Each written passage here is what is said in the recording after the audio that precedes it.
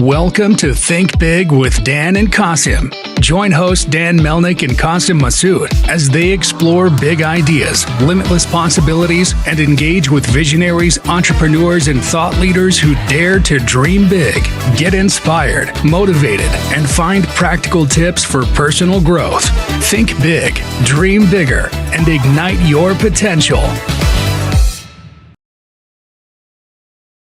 Welcome to Think Big with Dan and Qasim, and our guest today is Jay. So, Jay, if you want to go ahead and introduce yourself, tell us where you live and what you do. My name is, I feel like I'm on a talk show. My name is Jay Schweid, born and raised Jewish New Yorker. Been in and around the entertainment business my whole life, from sports to fashion, hospitality, film, TV, music, all different forms, one way or another. And with a mixture of marketing, technology, it kind of always been mixed into it, not always by design. It's eventually become that way, that they all kind of fuse together. But yeah, that's what I do. Yeah, I'm curious about like your current company and kind of like what you're working on now. So if you can kind of just dive deeper into that, like, exactly what you're working on and yeah. Okay, so the current company I have is called Effluence. It's how I said elephants when I was a kid. And that is something that I started a while ago as I segued out of my previous business in sports, where I was in the tennis world for a very long time. Basically, what we are is a production, marketing, branding, PR, and tech company, kind of all fused together. So we provide all the different various services that would fall under those different verticals, either individually or packaged together. So it's really client specific as to what their needs are. Sometimes they have multiple things and it's beneficial to have one group that kind of organizes everything. So there's not different opinions and different egos and different styles and how to do things, even though everything is a different skill. When you have one person or team that's overseeing everything, they can make sure the direction always stays the same. So ultimately that's the best for the brand. But more often than not, they just have one thing. They need a video or a commercial, or they're doing an event, or they need some tech built or something.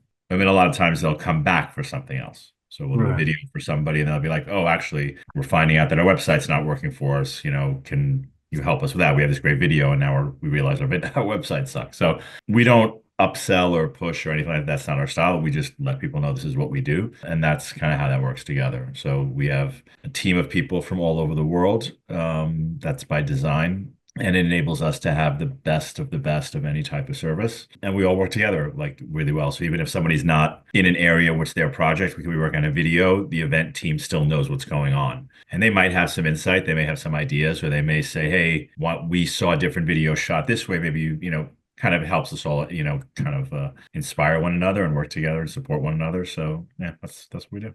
So in terms of like this business, right? 'Cause you were saying you've kind of been in this space for a while. So just take a few steps back in terms, like, I'm just curious, like in terms of your background specifically and just kind of how you got into this business and marketing. Yeah, that's a good question. I don't have any formal education in anything. I dropped out of high school to be a tennis player. So I had no interest in school. I didn't like school from the first day, literally first day, first grade. I was kicking and screaming, get me out of here. Literally, they didn't let me, unfortunately for me. But I just have kind of picked a lot of things up over the years. I was always curious, like overly curious, annoyingly so to some people, especially my poor father. But I've always been curious and I've always wanted to learn things. So I'm not someone who's good at making something that works really, really well better.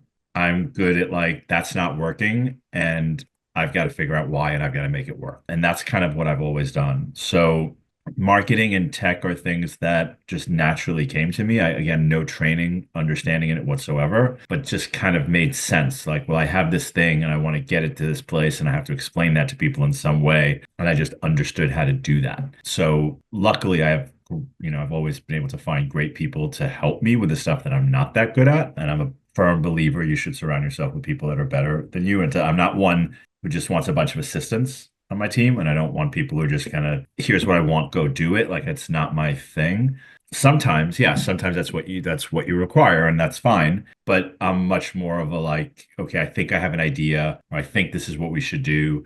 Okay, let's figure it out. So yeah, I mean, tech, I kind of just put my head down and said, I think this is important. I mean, I've always loved it from a coolness perspective, and from a business perspective, it was just, how do I make things easier for the team? How do I access information quicker, better? What if somebody on the team is sick tomorrow? Can somebody else jump in? Or what I have to send somebody on the road? Can somebody jump in and, our clients aren't affected negatively by that. And so I just learned, how to do things, and little by little I learned more. And then once you understand the psychology or the basics of tech, it's the same. And it's like that in kind of anything. Production is the same thing too. Like producing a video is totally different than producing a commercial, which is totally different than producing a film, which is totally different than producing a music album, which is totally different than producing an event. But they're not. They are, but they're not. So there's terminology and there's structure and there's certain things, but the concept of producing something is still the same concept. So for me, it's the same thing with tech, and people may argue with that. But when you understand the basics of how something should work, why does this program work? Why does this program not work? Why do these things, once you understand that, then you can help both a client or a partner or a friend when they're trying to figure something out. And you can also work with the developers, the coders, to help them achieve what they're trying to achieve, because they need guidance too. I mean, they can be the smartest coder in the world. Right. They're asking questions that, sometimes you're like, but you're so brilliant. Like, why are you asking that question? They don't necessarily know. They want to know what's in someone else's brain so that they can then do it. And then they can do their thing, and it's amazing to watch. But that's important. So I kind of am that person who is in between all of that always. I understand the pain or the desire that a person has or a brand has, and I understand the work that has to go into it. And so I'm able to kind of figure out how to mix those two together. For sure. And then I guess in terms of like your typical clients, you typically work with, brands that are based in New York, like a certain vertical. I guess like what has kind of been like your sweet spot in terms of who you best serve? Yeah, there really isn't.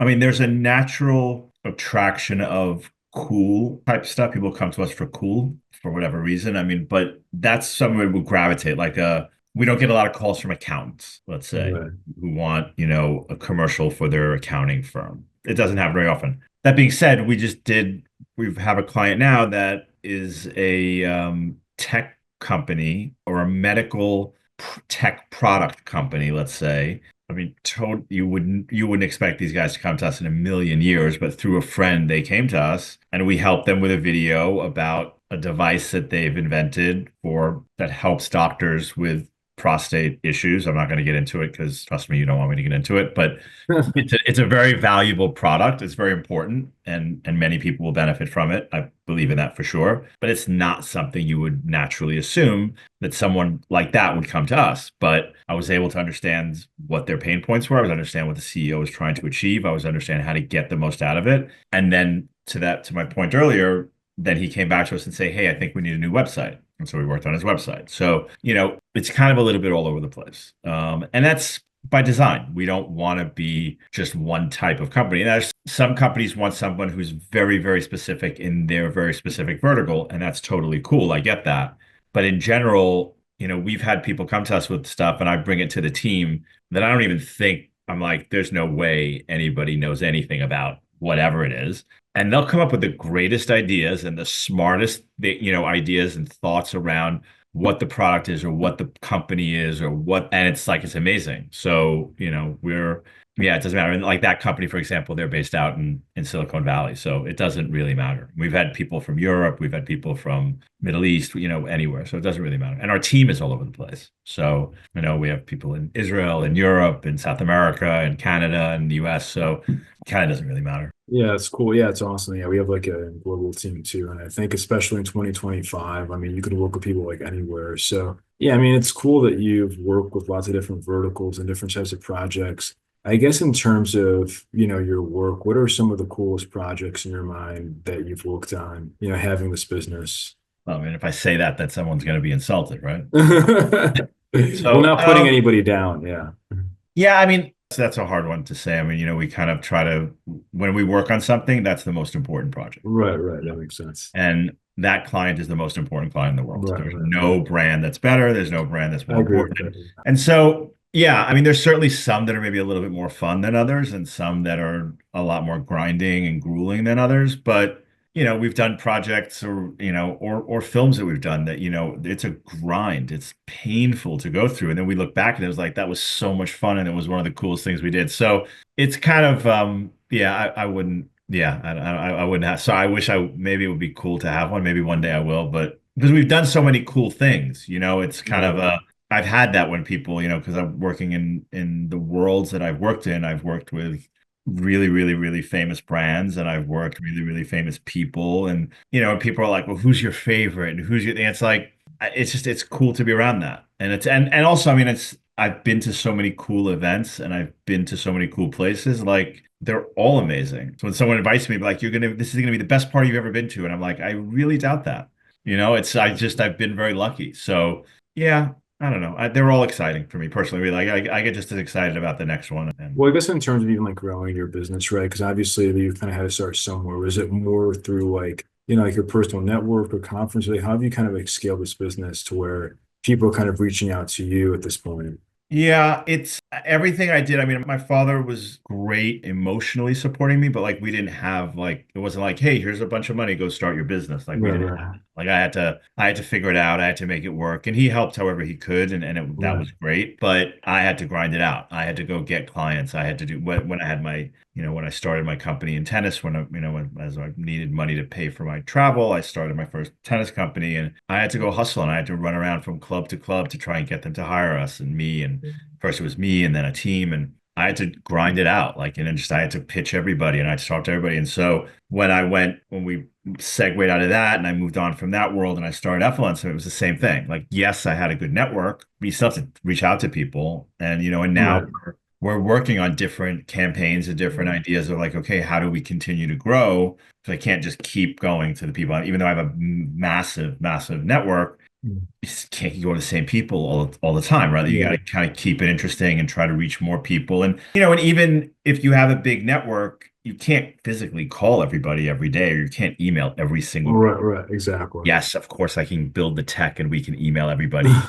immediately. spam them. Yeah, yeah, Yeah, exactly. but nobody's reading that. That's not Exactly. going to work. So we have to think of different ways. Okay, well, let's do a little posting. Let's do a little following up with people that we haven't spoken to. Let's do a little bit of that. So it's a combination of things. And literally every day I'm meeting new people. Like It's every day awesome. I'm connecting with new people. But that's my nature. Like I'm fascinated by humans in general. I always have been. And so I'm always interested in talking to somebody that I haven't spoken to and learning from other people and seeing what they do and what's interesting to them. And sometimes there's an opportunity and that I can be helpful to them in some way, whether it's a client or not. Like I can maybe introduce them to somebody or Right. give them advice on something. Or, I have a lot of people, different age ranges, different demographics, different religions, different races, different everything. And, if you listen to people, you learn and you don't know what you can do to help somebody. So if I can help somebody, I'm happy to do it. And if it's a client, that's fine. If it's not a client, that's fine too. Right, that makes sense. So,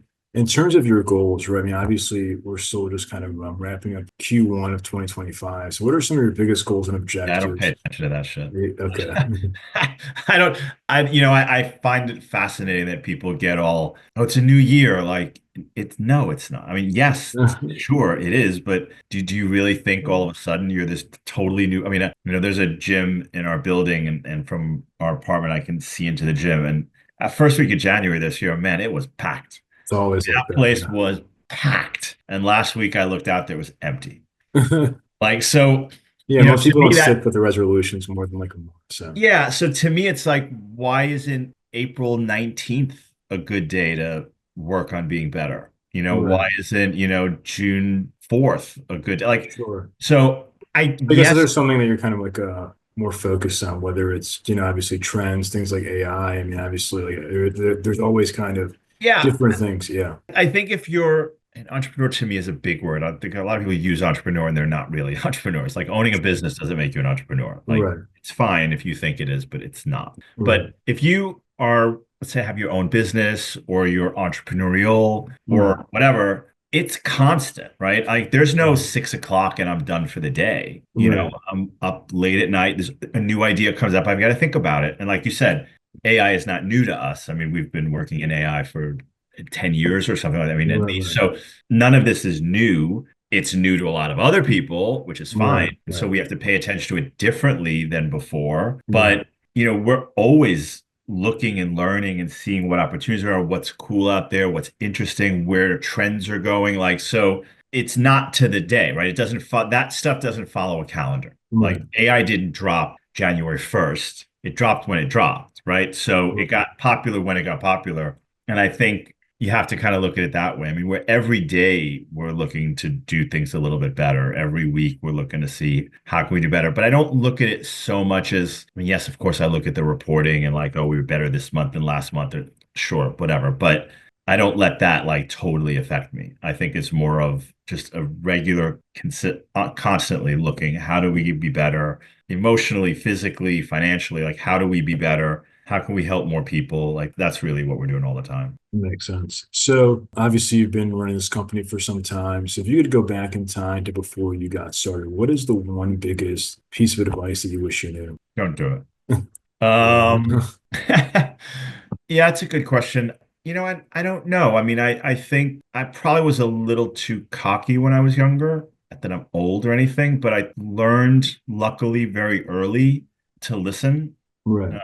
I didn't at first in general because I don't know, everybody's like that, but at first I didn't. I just was going and that was it, and I wasn't really listening to anybody. And I had a couple of good people around that were like, just shut up every once in a while and just listen, little. And then when I got that advice, I started seeing that other people weren't listening too, and it got me to help people that were really talented and that were really smart that were just definitely going nowhere because they couldn't get out of their own way. They were just constantly trying to be the smartest person in the room. They were constantly interrupting people. They were constantly, I know everything. And Right. so I think because I learned it, I was able to then teach them in a different way, but geared towards them, how to listen, how to be open-minded, how to look really, see the whole picture, not just as one little area that you're in, because there is more. I remember thinking that what we did was the most important thing in the world. No, it's not. No, yeah. It is maybe, but at the same time, I'm also sensitive to that what's going on in someone's life is the most important thing in their world. And I have to be cognizant of that and I have to be considerate of that. So it's kind of finding that balance, which not many people do. But I'd say, yeah, being open-minded and listening and and that goes with everything. Like, that you can take that with whatever's trending, whatever is politically going on, left, right, center, whatever.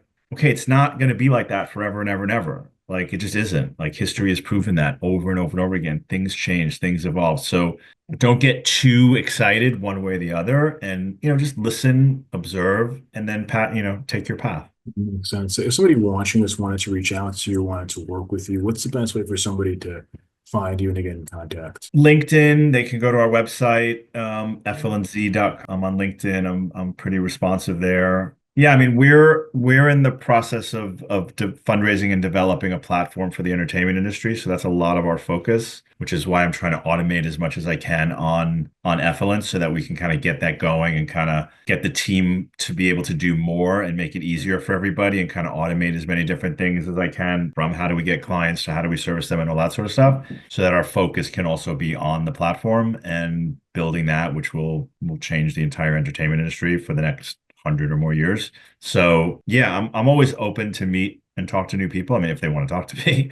So yeah, I'd say website, they can contact us. LinkedIn, definitely easy way to reach me. And yeah, Jay, thanks so much for your time today. pleasure.